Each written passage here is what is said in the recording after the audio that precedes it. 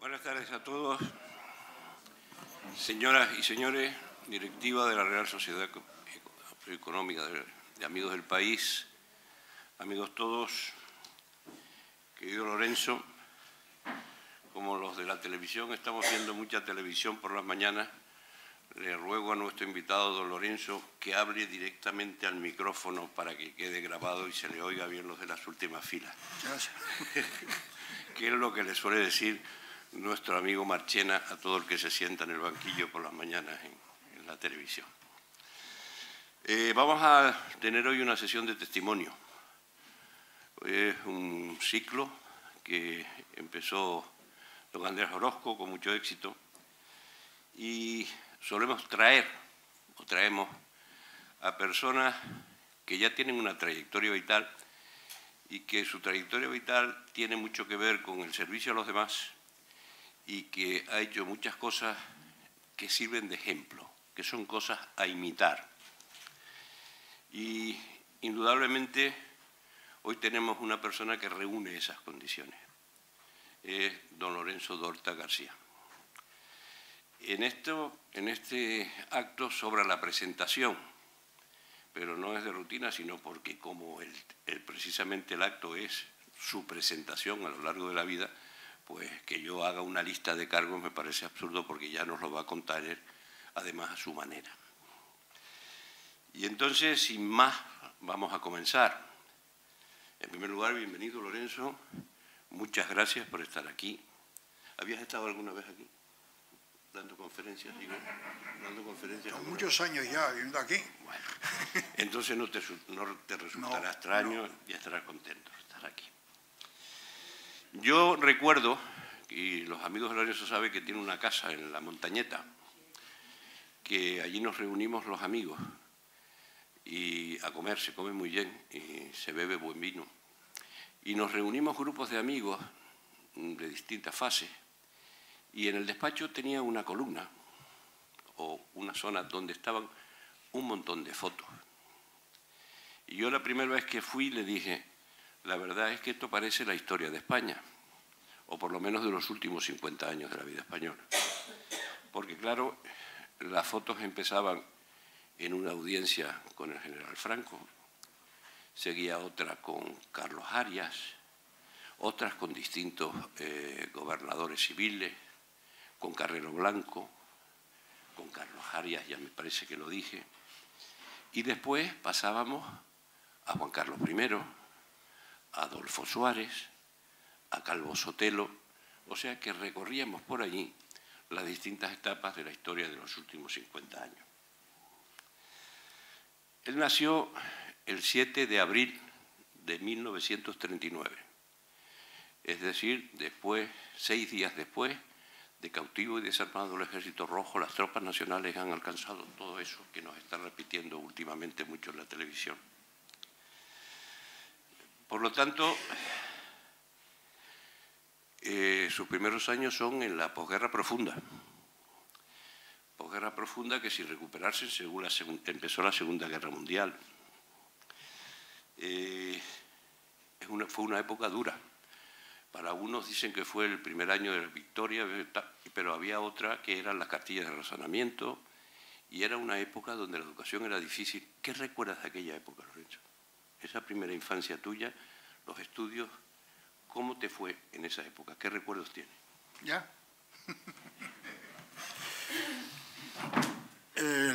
Bueno, muchas gracias por habernos invitado a esta charla que como me habías dicho, no pude venir con la de Orozco porque sabía cómo se estaban celebrando, incluso la última que tenía mucho interés con Pepe de Zapaté, no me fue imposible. Pero me encuentro muy halagado con que esté aquí porque he venido a muchas conferencias, a muchas exposiciones y esto es un centro ilustre de muchos siglos y es una categoría estar sentado aquí en este estrado.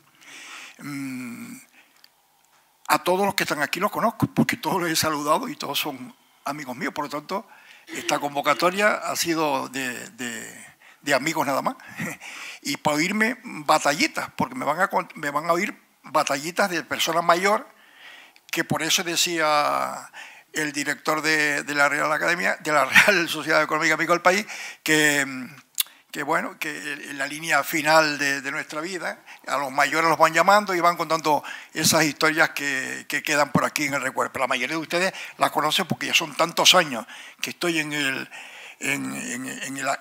activo que creo que todo el mundo ya me las conoce. Pero bueno, pero como eso es así, pues yo contaré lo que crea conveniente en el sentido de no aburrirlos a ustedes tampoco, ¿no? Ni meterme en batallitas, como diría mi nieta que está aquí, que me diría, cuidado con las batallitas, que ya estamos cansados de batallitas, ¿no? Entonces, por tanto, Teresa, ten la tranquilidad que no voy a contar muchas, sino unas pocas, para podernos reír un poquillo y divertirnos.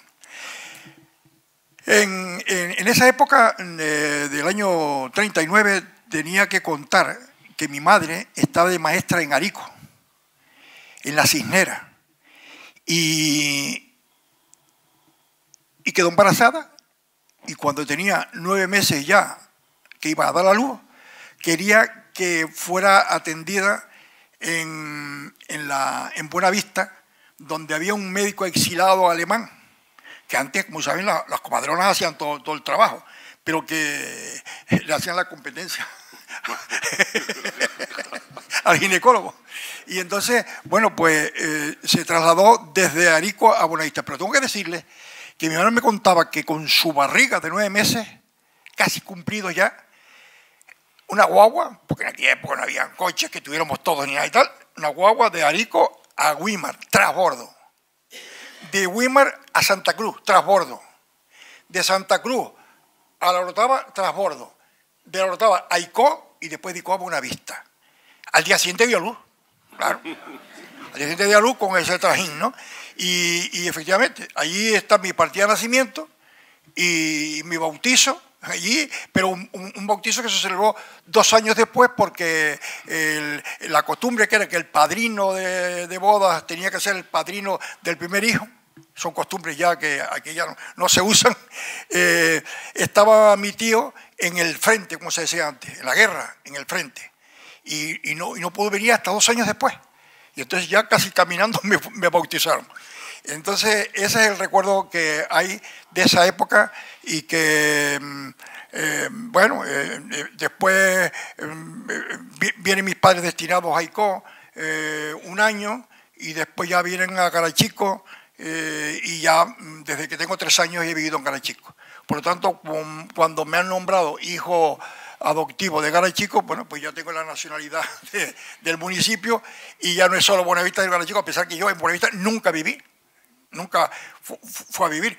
Tuve la suerte de nacer en una casona que se llama la Hacienda de San Juan, en la parte alta de Buenavista, donde mis abuelos eran los administradores de esa finca inmensa que había allí, con caballos y vacas y tal, y yo iba cuando tenía 6 o 7 años, disfrutaba de aquello, y eran los administradores de esa finca donde los dueños eran los señores de Alcácer que vivían aquí en la laguna. Y aquellos, toda la gente, cuento también detalles de esto, la gente del Palmar que bajaba caminando a Buenavista, pasaban por esa casa. Y venían con lonas, vestidos con lonas de caminar. Allí dejaban las lonas, se ponían los zapatos y entonces iban como señores o señoras a hacer sus gestiones a Buenavista.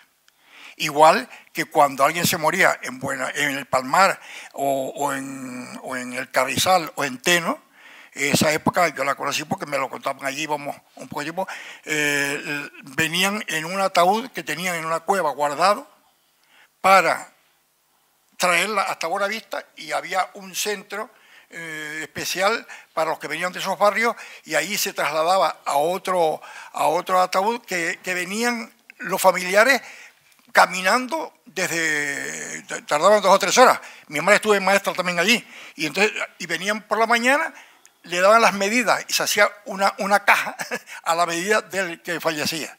Y entonces el otro féretro, el otro ataúd se lo llevaban otra vez para la cueva hasta el siguiente. Eso funcionaba así. Y bueno, esos son detalles de la época, pero no tan mal estábamos aquí nosotros, porque Y luego yo, cuando fui a la península, me encontré también con situaciones muy parecidas a estas que estoy contando.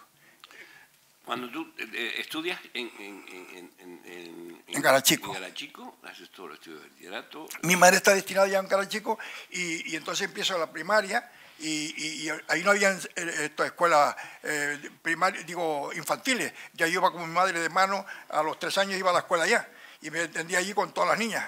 Y luego empezaba con clases particulares de doña Orencia y don Pablo, que eran laguneros, y después mis maestros allí. Entonces, los 6 hermanos que éramos nosotros no podíamos venir a vivir a la laguna, porque era imposible económicamente. Entonces, estudiábamos libre y mis 2 hermanos finales sí vinieron a la laguna, pero los demás todos por libre. Y nos examinábamos en el Instituto de Canarias, que era el Cabrera Pinto. Veníamos a examinarnos ahí y por primera vez veíamos a un profesor.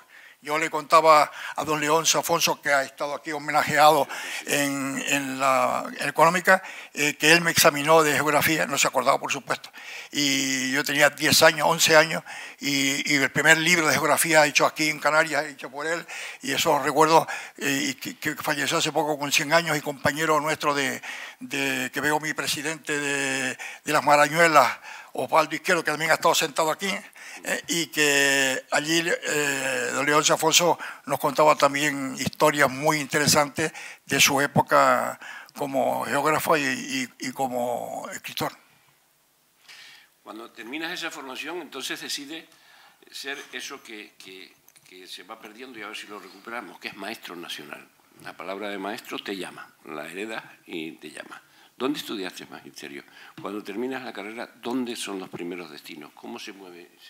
Sigo estudiando libre en Garachico y me examinaba aquí en La Laguna, en la escuela normal, que estaba en la calle del Agua. Un edificio precioso, creo que ahora es una fábrica de puro o algo así, no sé. ¿Un hotel ahora? Un hotel. Ah, pues mira, no lo sabía. Adolfo pasa, que no te van a cobrar, pasa, Adolfo. Y entonces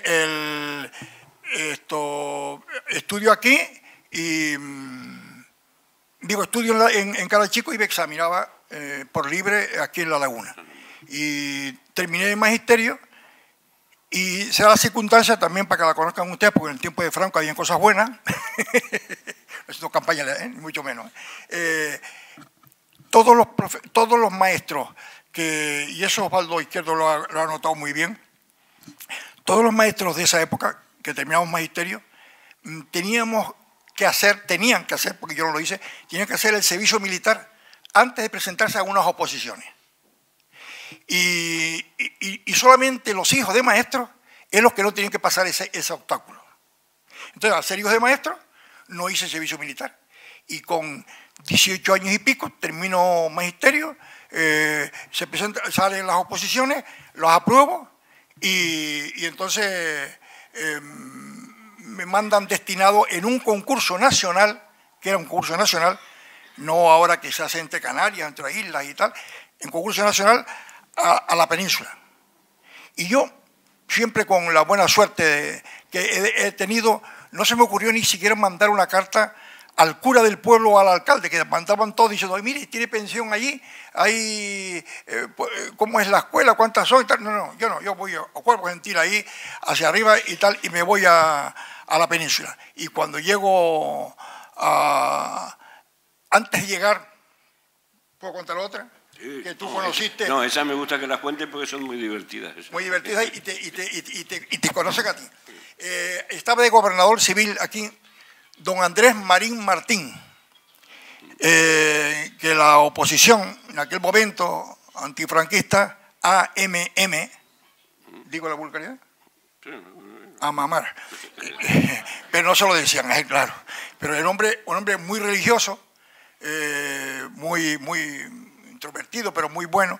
Y cuando en Garachico corre la voz que me destinaban a Segovia, a un pueblo, las monjas, que me querían muchísimo porque era monaguillo, fui monaguillo de ellas, de la monja de clausura, dice, ay, Lorencito, el pobre no le tienen destinado y tal, pero espera que está de gobernador civil don Andrés Marín Martín, que nos ha querido mucho a nosotros. Y entonces me preparan un paquete de regalos para llevárselo y que yo fuera recibido bien en la provincia, ¿no? Cuando llego a Segovia y el paquete, la casualidad que era un gran regalo en aquella época. Los inmigrantes que iban a Venezuela mandaban de regalo unos paquetes bien preparados de café venezolano o colombiano. Y eran un café crudo que había que tostarlo, que había que molerlo para luego hacer café. O sea que eso era un paquete impresionante para la casa, ¿no? Pero bueno, ese paquete se lo llevé yo al gobernador y bueno, ya encantadísimo. Entonces, ven para acá, pasa adentro. Fue un domingo, en la calle Real de Segovia, toco la puerta, ahí está el gobernador civil, toca allí. Y un policía que estaba allí, pase por ahí y tal, y me atendieron. Ahí no es como ahora que hay un montón de problemas y tal. Entonces pasé dentro y me sacó mi cortadito correspondiente y dice, ven para que vea a mis hijos, por eso contabas tú, a mis hijos, ahora te doy la palabra. Unos compañeros míos, pero 11 tenía. Sí, tenía 11 hijos, 2 monjas no sé qué y 2 en el seminario. Y dice, aquí tengo a mis hijos que juegan a la pelota debajo del gobierno civil, que era el seminario, ahí en el centro de la ciudad. Y que yo los veía por allí y tal, todos con sotana en aquella época. Y hasta jugaban la pelota hasta con sotana.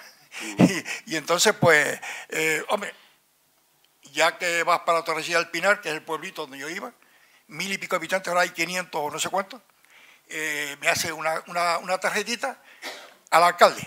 Claro, para mí aquello me abría el mundo. Por eso digo que he sido una persona con mucha suerte.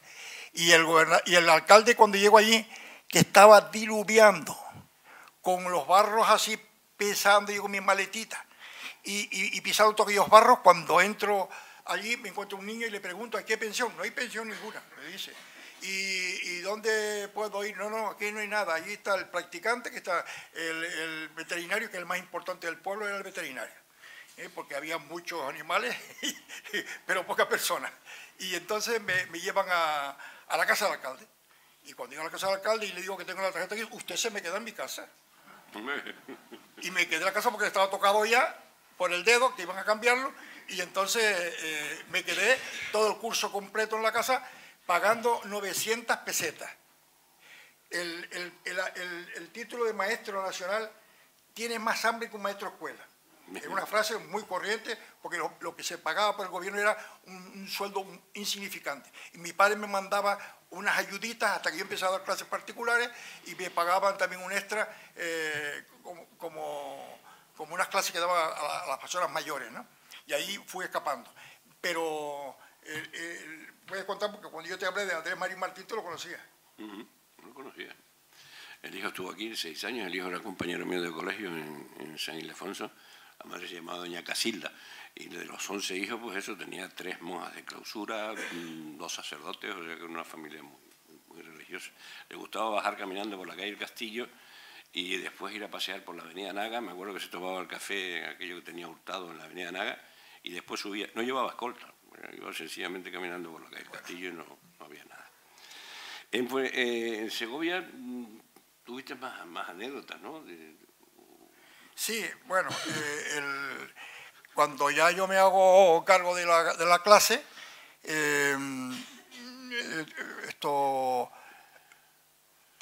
habíamos 4 maestros, 2 personas muy mayores y una chica joven y yo.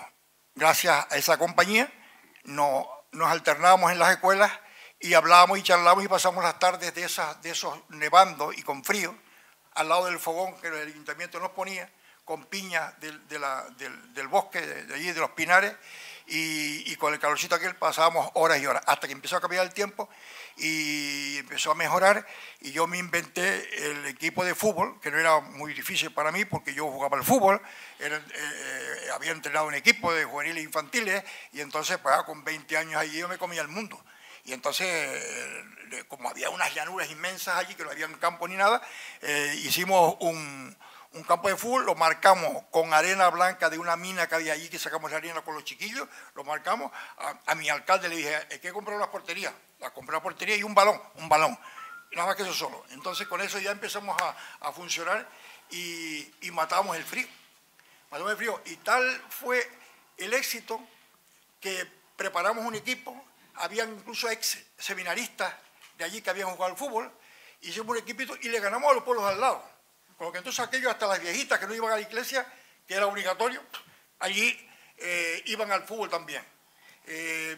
Nuestro común amigo, el médico de digestivo, que está por cierto y aquí, Andrés Soler, fue una vez con nosotros, 2 o 3 matrimonios amigos nuestros, y fuimos, siempre yo he ido al pueblo después de esa época, estamos hablando del año 60, han pasado ya años, y siempre pasábamos por allí, saludábamos a la familia del alcalde y a los amigos que estaban por allí, y al mismo tiempo íbamos a comernos un lechazo de cordero, que había un chiringuito allí, no era chiringuito, era un bar, no con la palabra chiringuito, y hacía unos lechazos de cordero fabulosos.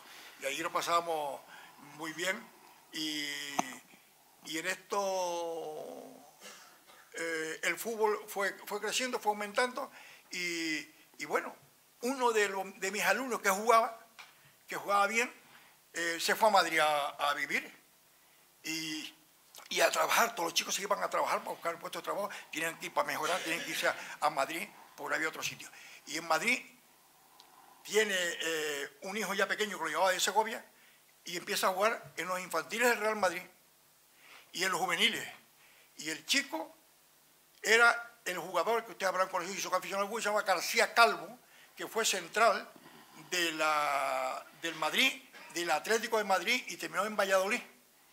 Y cuando se cumplieron los 50 años de mi estancia allí, el alcalde nuevo, que vivía en el centro de meteorología de la provincia, de la región, entonces me llamaron para que hiciera un acto de homenaje, y me colocaran una placa en la plaza del pueblo como que yo había llevado el fútbol allí. Y entonces aquello fue un acontecimiento porque García Calvo, que ya estaba retirado, venía con una orquesta y tocaba allí, y los padres vinieron allí y tal. Fue una fiesta, y hasta con la Jota segoviana, y fueron, bueno, un montón de amigos, como 20 o 30 personas, con mi familia fuimos todos allí. Pero el maestro de Garachica, ¿cuántos años estuvo en Tordesillas, en Segovia? Un año. ¿Y con toda esa liaste todo un curso. Y el siguiente concurso pedí y me dieron esto... El barrio de San Bernardo en Los Hilos, que por cierto está el alcalde aquí, don Gaspar Sierra, que lo conocerá muy bien también. Y después te fuiste a Fuerteventura, ¿no? Sí. Lo que no esperabas nunca tú es que te hicieran la bienvenida que te hicieron en Fuerteventura, ¿no? Tuviste una bienvenida que todavía te dura. Todavía me dura la bienvenida, sí. Mi mujer que está aquí, se llama Bienvenida, para los que no la conocen. Llego aquí directamente de Torresilla del Pinar, que por cierto, tengo que decir que yo lo pasé muy bien allí, a pesar de la falta de cositas agradables que habían. Muy inferior la situación a Canarias, muy inferior. En aquel pueblo, en esa casa del alcalde, no había cuartos de baño, no habían duchas, y había que hacerlo en el corral, con los pavos, con las gallinas, con los mulos, con las vacas, con lo que sea. Y había que echar por los lados para hacer sus necesidades ahí. Eso hay que contarlo así, mientras que aquí no había ocurrido eso. Y luego, ¿qué pasaba? Que yo no aguantaba ya, que llevaba 2 semanas sin ducharme. Y entonces cogí y le dije a la Gregoria, que era la hija mayor, y que él la abandona allí, digo, me voy a duchar en el corral, que se va a enfermar, que le va a entrar un enfriamiento y no sé qué, no sé cuánto. Un barreño de agua allí, en el patio, con las vacas alrededor, unos cubos de agua caliente, pero cuando llegaron de allí, aquí estaba fría ya, echaron por arriba, y efectivamente me cogí un enfriamiento, y estuve allí con el médico atendiéndome y tal, y con diarrea de descomposición y vómitos y tal y cual.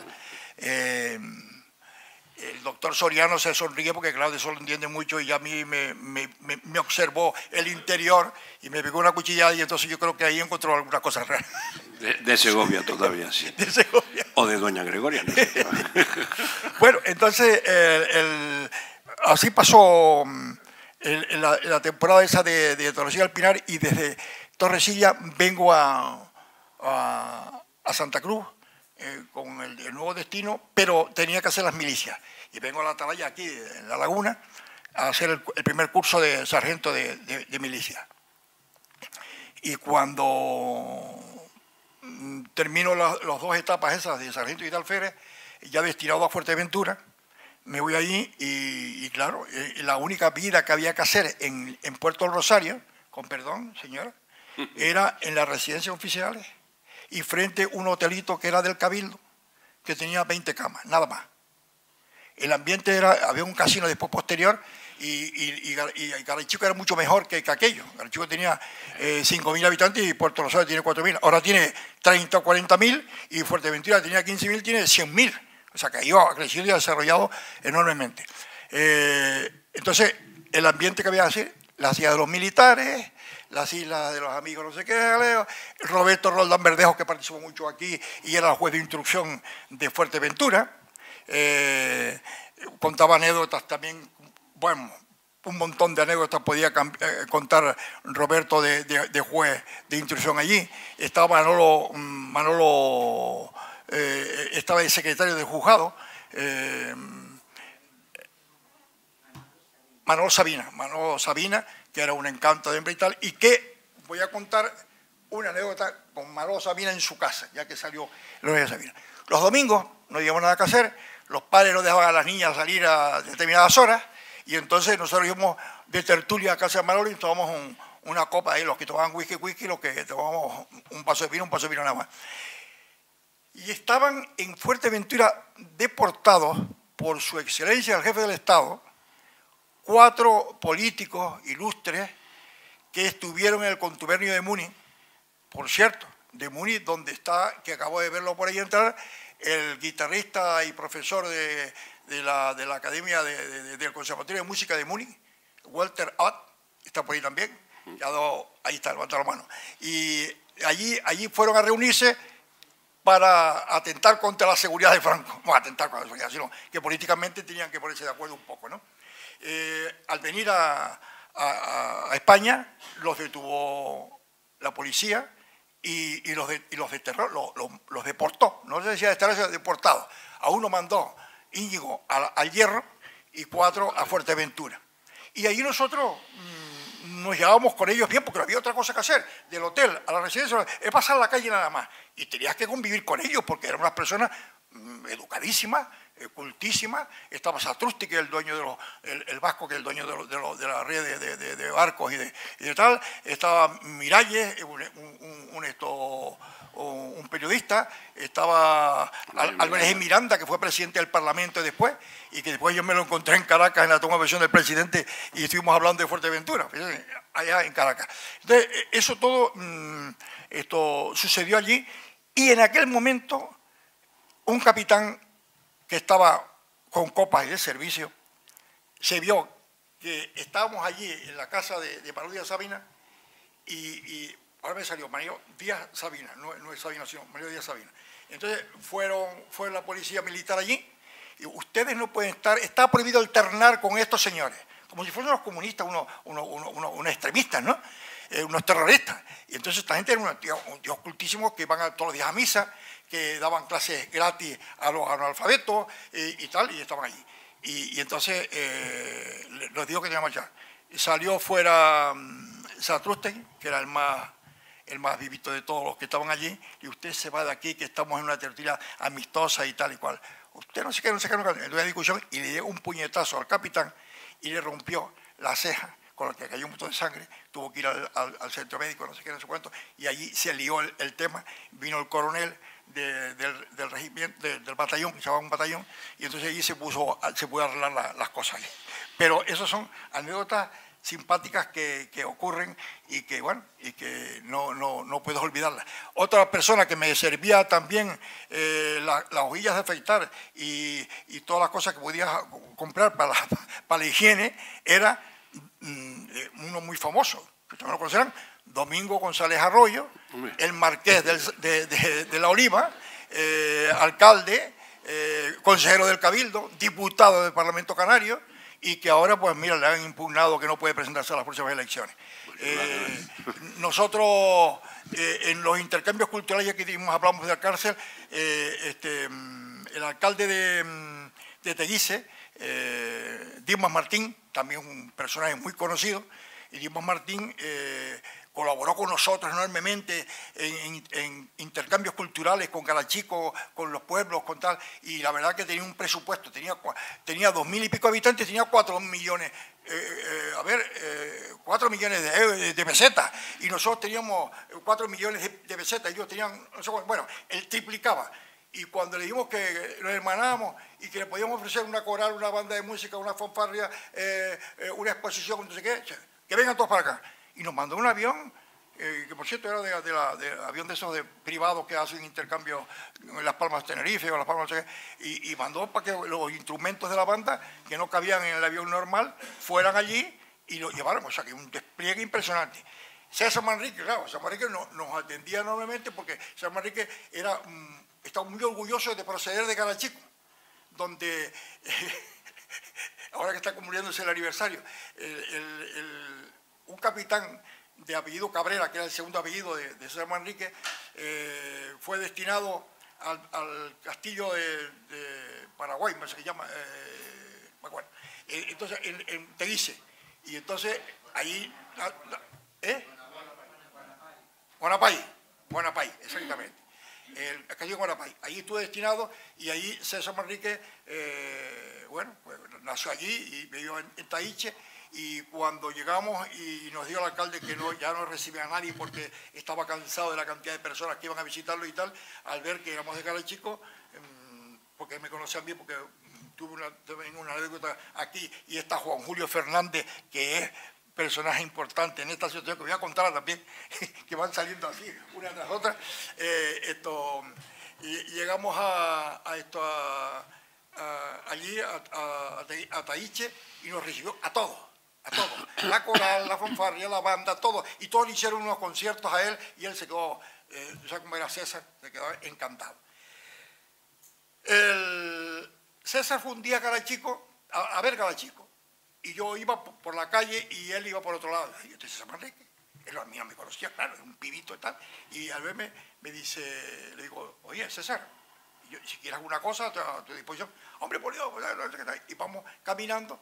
Y cuando se encontró el empaquetado aquel de plato, no me toquen eso, es estilo colonial, no sé qué, esto no me lo toquen. Y empiezo a ponerle reparo a un montón de cosas para que no se tocara, no se estaba tocando, pero que él era un enamorado de esas cosas. Y llegamos al castillo. Te voy a mandar una pitera del Senegal que he traído, que es preciosa, porque tiene unas hojas más anchas que las de aquí. Y la vas a plantar ahí para yo tener el recuerdo que yo, cada vez que venga, lo tenga aquí. Vino en otra ocasión, pues lo invitamos a unas jornadas culturales para que hablara de la cultura popular, y cuando voy a ver esto, y se encontró unos corazones escritos en las hojas de aquello que decía John y no sé qué, Tony no sé cuánto, y tenía uno de extranjeros, no eran de aquí, de extranjeros, que le habían puesto unos corazones dibujados allí. Y así podía seguir hablando, no sé. Sí. Vamos a ver, ahora ya vamos a dar un salto, porque hasta ahora has estado de alférez, de maestro, la bienvenida en Fuerteventura. Me lío. Pero en 1969 hay un señor por aquí que se llama Mariano Nicolás García, que es gobernador civil, y te sugiere, como se hacía en esa época, te sugiere que debía ser el alcalde de Garachico. Las sugerencias eran tan sugerencias que indudablemente tuviste que ser el alcalde más joven de España y fuiste alcalde de Garachico. Después ya llegaron las elecciones y entonces ya no eras sugerido, sino eras electo.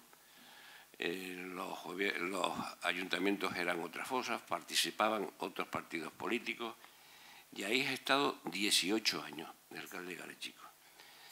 ¿Qué significa para ti Garachico, la alcaldía de Garachico? ¿Qué pasó con las alcaldías? ¿Cómo te fue? Bueno, eso fue una auténtica sorpresa porque yo tenía ganas de hacer actividades deportivas, recreativas, culturales, y las hacía en Garachico antes de irme a la península y a Fuerteventura, con 20 años. Y tenía el bagaje ese de decir, le gusta hacer actividades, este puede ser un buen alcalde. Eso fue la impresión que sacaron. Pero en aquel momento había un consejo local del movimiento que proponía a los candidatos. Y claro, veían las estadísticas y tal, y en el consejo habían 4 o 5 que querían ser alcalde. Yo tenía 20 y tantos años y, vamos, no había sido ni concejal ni nada, y por lo tanto yo no tenía ni interés ninguno ni nada, ni sabía cómo se podía desarrollar el tema de la alcaldía. José Esteves Méndez, que fue alcalde de La Orotava y que era el subjefe provincial del movimiento, en aquel momento era el que sugería al gobernador los alcaldes que había que nombrar. Y claro, pidieron informe en Caral Chico, y claro, yo, Monaguillo de Santana, Monaguillo del convento, los curas a favor mío, la Guardia Civil nunca había metido un lío, pues nada, tampoco. El juez de paz, que era amigo de mi padre, pues también, y digo, bueno, pues este chico no tiene ningún problema. Y tal, y me propusieron. Cuando me llaman allí, me van a nombrar, le digo que yo no tenía experiencia ninguna y que yo no... Y me dice, la ley de administración local, y hay un secretario aquí, don Pepe, que está aquí presente, que lo sabrá, la ley de administración local de aquella época decía, el cargo era obligatorio y gratuito. Obligatorio y gratuito. Bueno, pero tú no tienes ningún problema porque tú eres maestro, das clases por la mañana, vas a despachar al ayuntamiento al mediodía y por la tarde también tienes toda la tarde libre y tal. Y ahí me buscaron el llame. Yo le digo al gobernador que había un montón de problemas en Caral Chico, de alcantarillado, de asfaltado, de escuelas, de plazas, de jardines, de un montón de historias de esas, y que a ver si... No. Eso tú, búscate camino. Porque eso se pone en contribuciones especiales, se le cobra a los vecinos y se dice. Y yo me quedé impresionado. Con lo que esto me engañaron, lo digo así, entre comillas, me engañaron, porque yo me llevé muy bien con María Nicolás, que era una persona encantadora, y con Pepe Esteves también, y me engañaron en el sentido de que me obligaron. Y entonces, ¿qué pasa? Que aquí que hay alcaldes también saben que en el cabildo, Gaspar, siempre hay algunas ayudas especiales que te enteras dentro del cabildo, pero por fuera no te enteras. Y entonces yo me presento a consejero del Cabildo cuando las elecciones se hacían por partidos judiciales. Y el partido judicial de Icó había sido siempre el alcalde de Icó. Y el alcalde anterior a mí, 2 alcaldes mucho más anteriores, don Teodoro Velázquez, que es un solterón y que es un hombre que hizo mucho bien por el pueblo en los momentos de la guerra y tal, llevando comida, llevando cosas y tal. Don Teodoro era un hombre que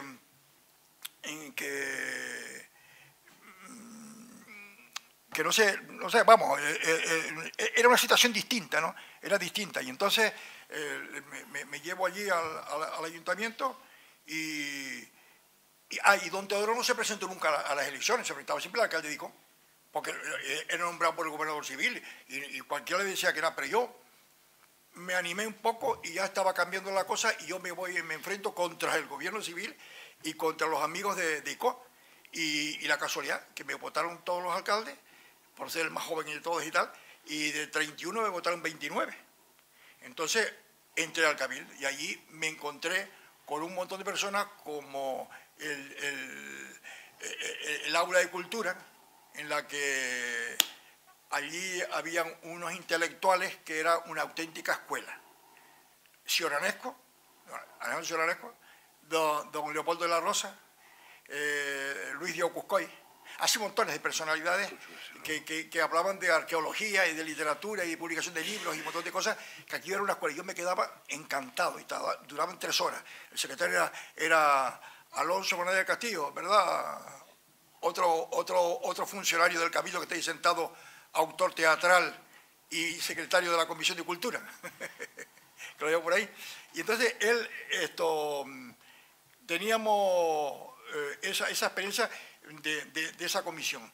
Y eso fue lo que a mí me inculcó que me dedicara prácticamente a actividades culturales, que fueron los 20 años de 20 jornadas culturales del archipiélago canario, pomposamente llamado así, pero a través de los pueblos, con lo que entonces quería quitar la rivalidad de Las Palmas Santa Cruz, y entonces conseguí subvención de la Caja de Ahorro de Las Palmas y la de Tenerife, y no había problema ninguno. De esto de de los cabildos, de las cajas de ahorro, de todo, y se intercambiaban subvenciones y no habían problema. Entonces, ahí entramos con Agaete, con Teguise, con Puerto Rosario, con Valverde, con La Gomera, con Betancuria, con un montón de situaciones de intercambios culturales, que tuvimos 20 años organizando actividades culturales y con esas subvenciones nada más. Con esas subvenciones y hacíamos todo eso. Y luego, como estaba un poco aburrido en el tema cultural, al llevar yo a la presidencia del Consorcio de la Isla Baja, que veo el gerente también, Pedro también, que está por aquí, entonces nos hacemos cargo de organizar los caprichos musicales de la Isla Baja. Actividades musicales que no se dan en la Isla Baja porque no pueden desplazarse los vecinos a Santa Cruz cuando tienen un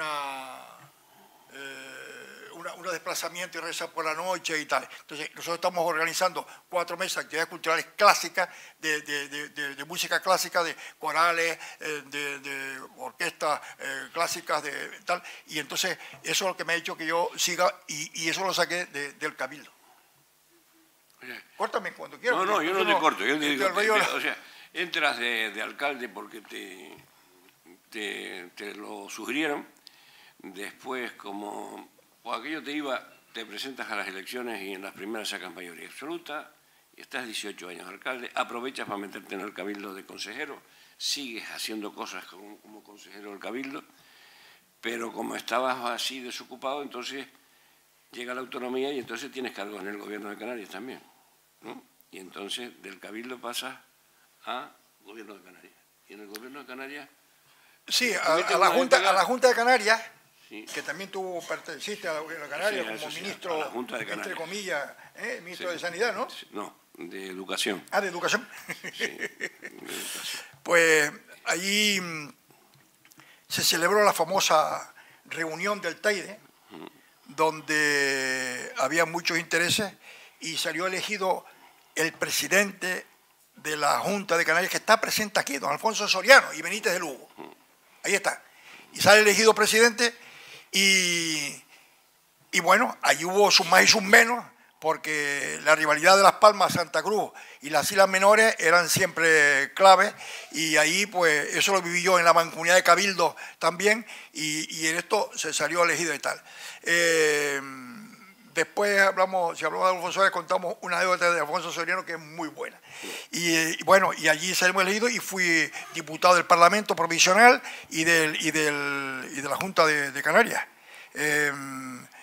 Por la cuota de UCD y repartido entre las dos islas y tal. Es un problema local. Y después te tocó en el gobierno. Y después en el gobierno también, no solo en la el gobierno, sí, el gobierno cuando yo cumplo 18 años de alcalde, que digo, ya yo me retiro y yo me voy, mi mujer ya estaba poniéndose de mal humor, y decía que ella había cuidado a los 4 hijos, que yo no me había preocupado de nada, que no sé cuánto, no sé qué, y la lucha era muy grande, y entonces decidió ya retirarme para dedicarme a mis hijos. Y ella dice que no, que tampoco los cuida. Y entonces, pero mi hijo está ahí, mis 2 hijos están ahí, los 2 mayores están aquí, y ellos no lo echan de menos porque la madre cubría todo ese expediente. Y entonces el gobierno, al cesar yo en junio, voluntariamente, son las fiestas de las tradiciones en Cara Chico, y Enrique Fernández Caldas, que era el consejero de Educación, Cultura y Deporte del Gobierno de Canarias, va invitado al acto. Y entonces me saluda a mí y me dice, ¿qué iba a hacer? Digo, nada, ir a la escuela. Tengo mi escuela, tengo en propiedad mi plaza y me voy ahí. Si no, tú no puedes ir a la escuela, vas a perder el tiempo. Y tú eres un tío que tiene experiencia y me hace falta que esté en la Consejería de Educación. Y me nombra primero relaciones con los sindicatos para irme manejando un poco, y después director general de infraestructuras educativas, construcciones y no sé cuántas cosas más. Total, que estaba saltando en las 7 islas, en las 8 islas, porque en la Graciosa habían 2 monjas que daban clase y querían que se hiciera una escuela allí también, en las 8 islas, de un lado a otro. Y ahí o dabas una solución a un problema o te cortamos la carretera al día siguiente. Eso era al día siguiente. Y manifestaciones, y venga, y dale, y tal. Y entonces ahí apagamos bastante el fuego, y Enrique me lo reconocía. porque tenía una capacidad yo en esos temas de ir a Fuerteventura a firmar un convenio a las 11 de la mañana, coger el barco, pasar a Lanzarote, después venir a Tenerife, firmar un convenio de Tenerife, después ir al Hierro, y así, en ese plan pasarlo en 2 días y que no lo pudieran hablar. Ahí estuve eso, y luego después Adán Martín me lleva de viceconsejero de la presidencia del gobierno de Canarias para potenciar las transferencias que estaban iniciándose entre Madrid y el gobierno de Canarias. Ahí me dice que ya que conocía por dentro del Cabildo que podía ser una potencia grande, y una experiencia grande.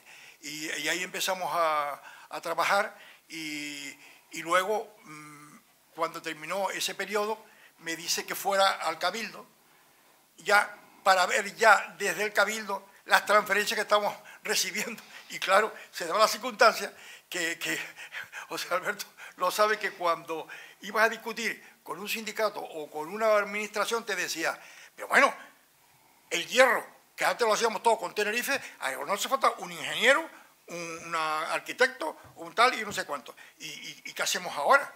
Y ahí había que hacer unas unidades administrativas y técnicas para cada isla, que antes estaban en las 2 islas mayores. Y entonces no había dinero para eso. Y entonces decía, nosotros transferimos lo que nos da Madrid, eso es lo que es la defensa nuestra. Y cuando yo iba al Cabildo digo, pero bueno, ¿por qué no nos transfieren un poco más? Y tal. Entonces hay una pelea impresionante con respecto a... La época que estuviste en educación con el rector de la Universidad de La Laguna se llevaba muy bien.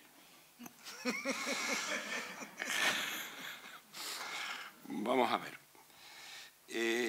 Hay 2 cosas que yo quiero que nos significan cosas, en tu vida significan cosas, ¿no? ¿Qué significa para la época Adolfo Suárez?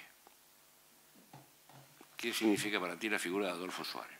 Sí, bueno, pues fue también otro detalle de buena suerte también, de buena suerte. Estábamos despachando en el Cabildo una tarde, con José Miguel Galván Bello, que también cuento una anécdota buena también. Y nos avisan, se lo avisan a José Miguel, que ha dimitido el presidente del gobierno. Un golpe impresionante, y entonces ya nos preocupamos todos de aquella situación. Y como eso estaba grabado por televisión, el mensaje de Adolfo Suárez, yo sabía que estaba en su casa, que yo tenía el teléfono, me lo había dado, y entonces pues yo... bueno, porque él había venido en la campaña electoral y me pasó una cosa muy curiosa con el gobernador civil, con Luis Mardón Sevilla, que formando parte de una comisión para recibir al presidente del gobierno, que a su vez era el presidente del partido de UCD. Entonces, bueno, pues vamos a ponernos de acuerdo y vamos a hacerle un gran recibimiento para que tenga impacto. Y estaba en campaña electoral. Y la medida que existía era la Plaza de Toros. Ustedes miran por qué. Si el que llenaba la Plaza de Toros tenía un éxito de miedo. Y aquí hay varios compañeros socialistas que sabían que llegó Felipe González y llenó la Plaza de Toros. Y llegó el PP con Fraga y llenó la Plaza de Toros. Pero sabíamos nosotros que con Adolfo Suárez no iba a ocurrir eso, porque había una minoría pidiendo la independencia, problemas con Cubillo, con la radio, con no sé qué, no sé cuánto, y estábamos inseguros que aquello no se iba a llenar. Y de eso sabe también José Emilio García Gómez, alcalde de Santa Cruz, que también vivió esas cosas. Entonces, estamos en esa discusión y digo, ¿qué problema tienen? Vamos a recibir a Adolfo Suárez en Galachico. Me quedaron todos mirando, en Galachico. Yo me encargo de meterle 10.000 personas allí en el recibimiento. ¿Por qué? Porque sabíamos que la Isla Baja es toda unida, me refiero físicamente muy unida, no han visto nunca un presidente de gobierno allí, y el que fuera, del signo que fuera, iba a estar lleno. Y efectivamente, como estábamos viendo el programa, él llegaba en helicóptero al puerto de la Cruz, pues mira, de helicóptero va a Galachico al campo de fútbol, está a 200 metros el ayuntamiento, hacemos recibimiento y eso es un éxito. Bueno, pues aceptó aquello. Y entonces, después de los recorridos que hacía, pues y entonces ahí empezamos ya. Cuando llega a Galachico, estaban todos los alcaldes de la comarca, estaban todas las autoridades y tal, habíamos convocado a todo el mundo y aquello estaba lleno por completo. Las gradas del campo de fútbol estaban llenas y cuando el helicóptero llegó, con el aire de las aspas del helicóptero, algunas de las personas las tiró a las rocas que estaban por debajo del campo de fútbol. Y eso fue curado, recordado, y después vinieron a llorarme de que estaban lesionados y qué tal. Y los llevé un día, en un segundo viaje que hizo Adolfo Suárez a Santa Cruz nada más, para que los vieran, que era un tal Vaso, Gaspar, de los Hilos, entre ellos, y que le decía que le interesaron. Entonces Adolfo Suárez llamó al secretario de darle 200.000 pesetas allí para que escape un poco. Y eso es así, ¿no? Y entonces, estando en el despacho de José Miguel, cuando llega la noticia que dimite, yo cojo el teléfono, hora y media, 2 horas después de estar, le llamo y estaba ya en la casa. Y la primera llamada que recibió fue la mía. ¿Por qué? Porque ya no figuraba Adolfo Suárez para nada, ya no era una figura ya que estaba de actividad y que tenía poder. Ya todo el mundo se había olvidado de él. Y entonces se alargó un montón y le dije, bueno, ahora ya que tú no eres nada, vente a Carachico, descansa unos días, vienes con tu mujer y después te vas para Madrid. Y así lo hizo. Así lo hizo y vino, pero nosotros no teníamos hoteles en Carachico. Y entonces a la familia Ponte, que no sé si estará alguno más por ahí, yo creo que sí, le pedimos la casa donde vivía el general Machado en sus vacaciones, de Lorenzo Machado Méndez y Fernández de Lugo, en el Guincho, y ahí se quedó Adolfo Suárez con su mujer y estuvimos conviviendo con él los 4 días y ahí empezó la amistad sincera con Adolfo Suárez. Pero si quieres, te cuento entonces las anécdotas de... Nos prometiste una con Alfonso Soriano. Alfonso Soriano era secretario general. Prepárate. Alfonso Soriano Benítez de Lugo era secretario general técnico del Ministerio de Obras Públicas. ¿Me oyes bien? ¿Lo digo bien? Sí. Entonces, Adolfo Suárez, siendo presidente, ya estaba cansado de recibir cartas del alcalde, de todo el mundo, diciendo, coño, que prometí que en el meeting de aquel de Carachico, cuando me recibieron, prometí que de las cosas que había pedido, el puerto, la carretera, no sé qué, todo eso se había cumplido, menos el puerto. Y entonces le dice al ministro, mira, que me tienes que sacar esto, porque si no me vuelve loco el alcalde y tal cual. Y entonces le dice el ministro, mira, ahí no se puede hacer un puerto, el mar se lo lleva, eso no es posible y tal. Y entonces Alfonso Soriano oye toda esa conversación, que yo no lo sabía, y cuando me jubilé, en el libro de las adhesiones de los amigos, me cuenta esa anécdota de cuando él estaba presente en esa situación. Y ese mitin también fue muy famoso, porque lleno la glorieta de San Francisco, la plaza, las gradas de las escaleras del ayuntamiento, todo aquello lleno de gente, y no empezaba el acto. Y yo me voy a decidir a empezar, y me dice, quieto, yo estaba al lado de él, ¿no? Dice, ¿qué pasa? Dice, no, espera, primero hablo yo. Él tenía más tablas porque había estado en la televisión, y Adolfo Suárez era una persona muy cercana, muy encantadora. Entonces se acerca el micrófono y dicen, señores, no hemos empezado porque se me ha perdido un ministro. Y todo el mundo, ministro. El ministro era Otero Nova, que no lo conocía nadie, que era el ministro de la presidencia, y se había quedado entre el montón de gente por allí perdido. Y entonces ya levantó la mano y tal, y entonces le dieron el paso, y la policía lo trajo y lo trajo aquí a la presidencia. Hace unos años me llamaba a mí Otero Nova para que yo le presentara un libro, que por cierto fue en el salón que tiene el Corte Inglés de actividades culturales, el libro sobre las autonomías. Y le presenté el libro yo con Otero Nova, aquel ministro que se perdió. El ministro que se perdió, fue de educación también. No podemos dejar hablando contigo, no podemos dejar de darte unos minutos para que nos hables de Venezuela, tu relación con Venezuela.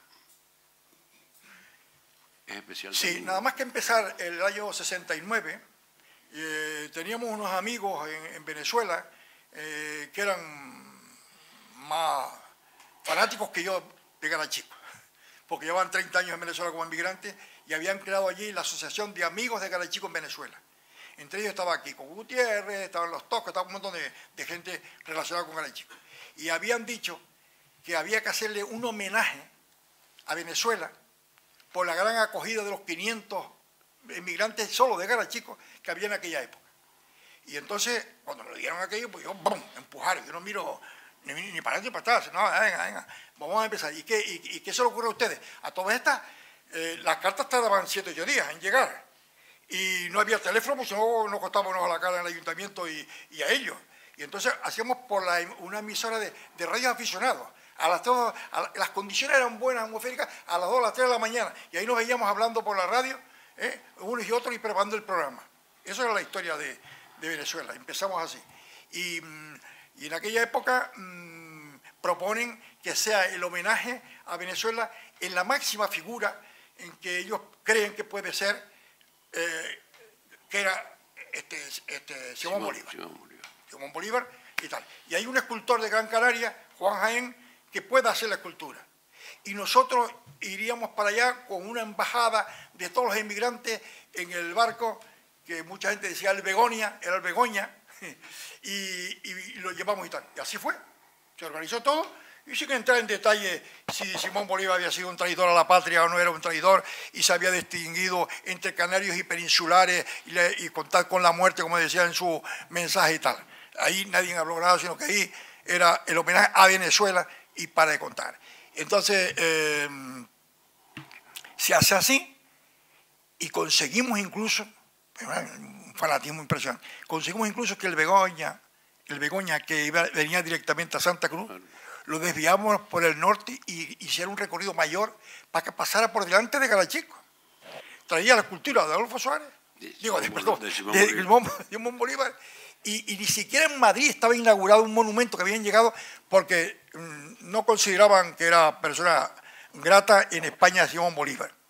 Y en una de las conversaciones que tuvo Bienve con el presidente Caldera, que fue uno de los presidentes más ilustres de Venezuela, puesto que era presidente de la Internacional de la Democracia Cristiana, le había dicho a Bienve que Frank Iribarne le había suspendido una conferencia a Rafael Caldera de la Democracia Cristiana en Madrid porque se consideraba de izquierda y la escultura estaba allí y no se había podido inaugurar. Y entonces Rafael Caldera, ¿por qué habló con Bienve? Porque cuando vino a dar una conferencia en Garachico, con motivo de los 5 años de haberse inaugurado aquello y tal, llegó por allí y me dice el ayudante de él, dice, el presidente quiere dormir una siesta. Después de haber venido a las 12 de la 1 y almorzar en la finca aquella de la Quinta Roja. Y digo, pero aquí no hay hoteles. Y al final tuvo que ir a mi casa con los amigos de Javier y con nosotros y durmió la siesta. Y entonces salieron al balcón y estuvieron hablando un rato y le contó esa historia a Bienve de por qué no se había inaugurado el monumento en Madrid. Y él, sin embargo, estaba aquí. Y antes de inaugurarse, corrieron un montón de octavillas de los militares que estaban en contra que se inaugurara y yo ni me había dado cuenta de eso ni lo sabía y se pusieron ahí en contra del tema y ahora mismo pues la Guardia Revolucionaria Bolivariana y no sé qué, no sé cuánto, pues ha traído también un montón de mensajes en contra de la escultura que está allí. Bueno, Venezuela es muy larga. Sí. Porque hemos trabajado para poner un monumento a Pérez Galdós allí, a Tobaldo Pover también. Yo he hecho 10 viajes a Venezuela, invitado por el gobierno, en la toma de posesión de Herrera Campín, me invitó el gobierno y fuimos allí. Ahí me encontré con Adolfo Suárez y con Fernández Álvarez Miranda. Y ahí estuvimos hablando de todas esas cosas. No te habrán hecho ninguna transferencia. Vamos a ver. No. Como habrás visto, esto ha sido como una tarde en la plaza de Garachico tomando café, solo que con más gente.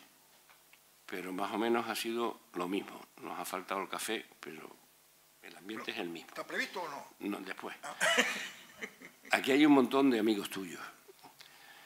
Tú te sigues reuniendo habitualmente con la mayoría de la gente con las que has trabajado.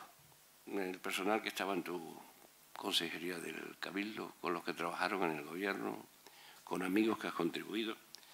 Y cuando le preguntas a todos por ti, por las palabras que dicen afecto, cariño, honradez, eficacia, generosidad. ¿Eso cómo se hace? Cuando a lo largo de tu vida has trabajado con un montón de gente y la gente dice que te quiere mucho y que eres todo eso ¿cómo se consigue? ¿Cómo se hace? Pues yo creo que forma parte de la educación que recibes de tu casa, de tus padres, de tu familia. Después quieres transmitirla a la familia que tienes también. Y eso marca, ¿no? Marca. Y yo estoy encantado. El valor que doy es tener amigos, no hacerle un favor a todo el mundo. No veo el signo político de ningún tipo. Yo tengo aquí amigos como José Miguel Moloini, que lo he visto por ahí entrar, la última vez debe estar por la última fila. Sí, voy por el último capítulo de tu libro, Moloini. Cómprenle un libro que está hecho un poeta, no es arquitecto que ha hecho el Olimpo en la Plaza de España, sino que ahora está editando libros de poesías y tal, y es un gran escritor y poeta. Santiago Gutiérrez, que es otro arquitecto famoso, no te pondrás celoso, yo hago la propaganda también estamos Julio Fernández, o sea que hay un montón de arquitectos, o sea que tengo que tener cuidado con la propaganda. ¿Sigues comiendo con tus amigos todo? Sí, con amigos, lo sabes que con grupos organizados, con grupos organizados. Grupos organizados, sí, porque...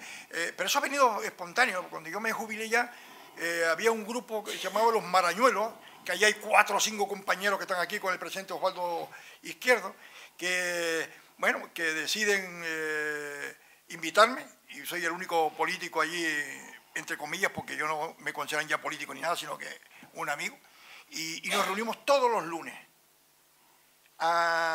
en distintas bodegas que tiene cada miembro de los 20 y pico miembros de este grupo, y ya cuando ya se van agotando le corresponde pagar uno la comida de los otros y tal, y nos entretenemos perfectamente con la disciplina y la elegancia de Osvaldo Izquierdo, que no quiere que Monagas, que esté ahí, que está presente, que es de San Mateo de las Palmas, aunque lleva 30 años aquí trabajando en litografía Romero, y es un personaje con otro profesor de Bellas Artes como es Hernández,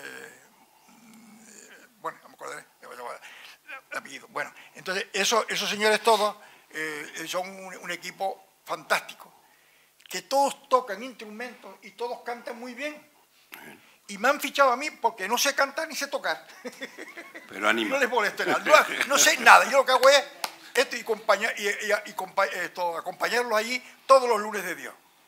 Ahora, hay otra, que también hay otro ilustre también compañero, que se llama el Harry Potter.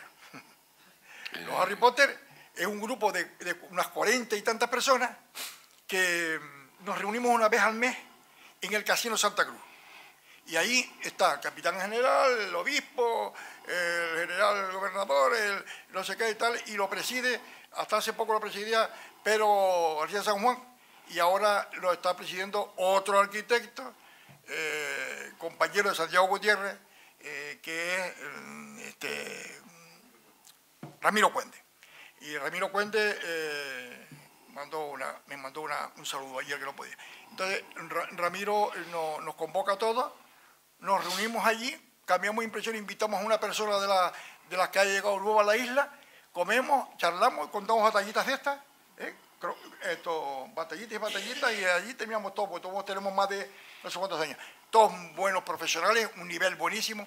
Esas reuniones da gusto porque no se habla ni de política ni de religión, y entonces hay una tranquilidad y una paz que llega a todos y no hay ninguna discusión nunca de ningún tipo. Y si hay una discusión, tanto Ramiro como Osvaldo cortan la situación. Eso que me está diciendo. Y tengo otro grupo, que son mujeres solas. Esa me refería yo. No quería decirlo porque estaba bien de delante. Estos son compañeras mías de trabajo de la viceconsejería de presidencia del gobierno, donde todas eran mujeres, casi todas, no siento Joaquín Castro San Luis, que por cierto está operado y va mejor, y me mandó un mensaje esta mañana, y entonces las señoras estas todas casadas y amigas, pues nos hemos mantenido 30 años que cada 15 días nos reunimos a comer.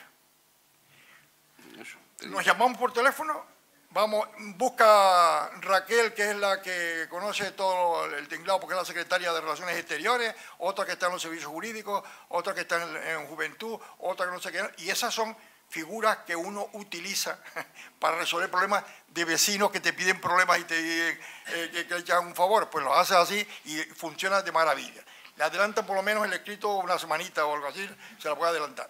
Y entonces ese grupo pues también se ha mantenido muy bien, y entre ellas está pues la hija de don Marcos Guimerá Peraza, Luisi, que también estuve en un acto con él, con don Marcos aquí, y que tuve otra vez, ya que Luisa le pasaba todas las obras que escribía a mano don Marcos Guimerá, que ahora viene el centenario de su nacimiento y se van a celebrar una serie de actos, y te estaban llamando estos días a ti, su hijo de Madrid, ¿no? Sí, vamos a tenerlo del 6 al 9 de mayo.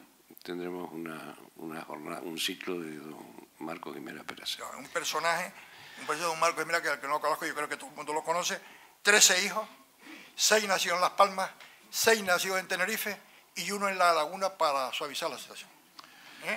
Y eso un hombre extraordinario de Marcos Guimerá Peraza, una mujer extraordinaria, la mujer que soy yo ginecólogo y sé la que tuvo los 13 hijos. Bueno, pues mira, como si estuviéramos nos hemos pasado 2 minutos del tiempo previsto, como si estuviéramos en la plaza, cuando ahora te sientas todas las tardes en la plaza, que lo tienes más frecuentemente, cuando miras para atrás que ves y cuando miras para adelante que deseas.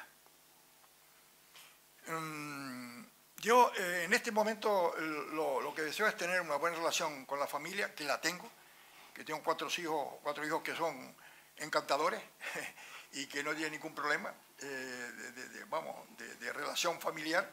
Mi mujer, que ya sufrió bastante, pues ya está más tranquila, más relajada, y atiende a sus nietos, y ella dice que nunca la nombro yo, la estoy nombrando permanentemente, como verán ustedes, no me llamen la atención después.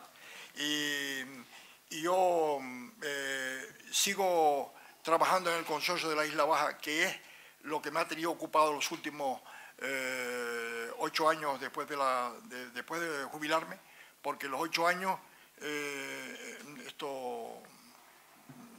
tenía el cáncer y me ha salvado el estar ocupado permanentemente. Eso se lo recomiendo a todos, que se lo he dicho a mi amigo Carlos Acosta, que ahora tiene un problema también. He dicho, hay que estar ocupado y no estar pensando y mirando a ver de dónde viene. Y aquí hay muchos médicos también, y no sé si psicológicamente les interesa a ustedes o no. Sí. Y entonces el asunto de desear eso no lo he perdido, puesto que el Consejo de la Isla Baja, Garachico, Los Silos, Buenavista y el Tanque, estamos haciendo una labor muy buena, donde a través del Cabildo se ha hecho el campo de gol de Buenavista, el hotel de 5 estrellas de allí, se ha hecho la variante de Los Silos, la remodelación de la costa de Los Silos, también quedan un par de problemas, se ha hecho el puerto de Garachico y se ha hecho el Ecomuseo del Tanque, que los invito a que vayan a ver al Ecomuseo del Tanque, que está en San José de los Llanos, a 3 kilómetros de la montañeta, y se entra por el Amparo de Icoa y se llega hasta allí, que es un encanto. No es un museo hecho con arados y con trillos, no. Aquello es súper moderno, donde se ven las personas que trabajan allí, lo que hicieron, lo que no hicieron, y que tú te montas sobre un trillo y coges el libro y te ves rodando en una era de trigo que está allí, que son espectaculares, bueno, muy modernos y muy bien. Y hay unos guías que se ha abierto una oficina de extensión agraria para el Parque Rural de Teno, y se ha dicho que es la última realización, puesto que tardamos un montón de tiempo en comprar los terrenos, puesto que los herederos estaban en Venezuela, en Cuba y tal, y paramos 7 o 8 años en esos temas, y al final pues está terminado. Y ahora estamos haciendo una función de mancomunidad de servicios, y está funcionando, y eso me tiene ocupado. Y yo llego a la plaza, que me preguntas por la plaza, y yo llego de 12 a 2 de la tarde, me siento allí, y me vienen los amigos, y yo también voy allí como un amigo más, nos intercambiamos experiencias. Carlos Acosta habla de la historia, el otro que si Magallanes pasó por Garachico, por Granadilla, que si no sé qué, y bueno, los últimos adelantos de la historia y esto sale allí a relucir. Se comenta lo que ha dicho la prensa, y a las 2 de la tarde nos vamos todos para casa sin problemas de ningún tipo. No sé si se han dado cuenta que no he hablado ni en un momento del pleito entre Las Palmas y Tenerife. Ha dicho siempre Las Palmas y Santa Cruz. No sé si se han dado cuenta de ese detalle. Lo localiza muy bien el pleito. Y vamos a terminar porque es que si no, si lo dejo, me va a llamar la atención la Junta Electoral, porque lo verán que no paran, ¿no? El sur, le pidió el voto a nadie. Y no para, menos mal que no se presenta, porque igual ganaba las elecciones. Muchísimas gracias, Lorenzo, que espero que te hayas encontrado muy bien. Estabas entre amigos, ha sido una tarde más en la Plaza de Garachico. Muchas gracias. Gracias.